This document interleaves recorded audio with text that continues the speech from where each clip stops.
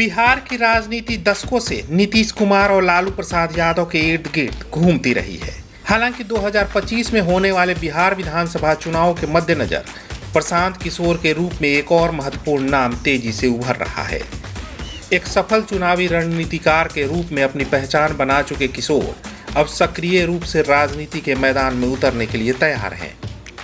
उनकी पार्टी जनसुराज के बैनर तले बिहार में बदलाव की नई लहर लाने की दिशा में काम कर रही है। हाल ही में भोजपुर जिले में आयोजित एक प्रेस वार्ता में प्रशांत किशोर ने अपने उम्मीदवार चयन की प्रक्रिया को लेकर एक महत्वपूर्ण बयान दिया, जो अब चर्चा का विषय बन गया है। उन्होंने कहा कि उनकी पार्टी जनसुराज से जो भी उम्मीदवार चुनावी मैदान में उतरेगा, उसका चयन एक विशेष प्रक्रिया के तहत किया जाएगा। इस प्रक्रिया की तुलना उन्होंने अमेरिका के राष्ट्रपति चुनाव से की है, जहां गहन विचार विमर्श के बाद पार्टी अपने उम्मीदवारों का चयन करती है। प्रशांत किशोर ने बताया कि प्रत्येक विधानसभा सीट पर पार्टी 5 से 7 उम्मीदवारों की घोषणा करेगी, जो जनता के बीच जाकर अपनी योजनाओं का प्रचार प्रसार करेंगे। इसके बाद जिस उम्मीदवार पर जनता का भरोसा सबसे ज़्यादा होगा, उसे पार्टी टिकट देगी। गौरतलब है कि प्रशांत किशोर आगामी 2 अक्टूबर को अपनी पार्टी जनसुराज का आधिकारिक रूप से गठन करेंगे।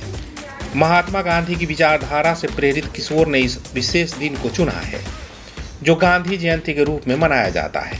यह कदम उनकी गांधीवादी दृष्टिकोण को दर्शाता है, जिस पर वे अपनी राजनीतिक यात्रा को आधारित कर रहे हैं। बता दें कि प्रशांत किशोर 2 अक्टूबर 2022 से बिहार भर में जनसुराज यात्रा पर हैं, जिसमें वे विभिन्न जिलों में जाकर आम जनता से संवाद कर रहे हैं और उनके मुद्दों को सुन रहे हैं। प्रशांत किशोर की राजनीति पारंपरिक दलों से काफ़ी अलग है। वे जनता के जमीनी मुद्दों को उठाने और राजनीति में नई धार लाने की दिशा में काम कर रहे हैं। उनकी रणनीति न केवल चुनावी प्रक्रिया में बदलाव लाने का प्रयास है, बल्कि बिहार की राजनीति में एक नया अध्याय जोड़ने जैसा भी दिखता है।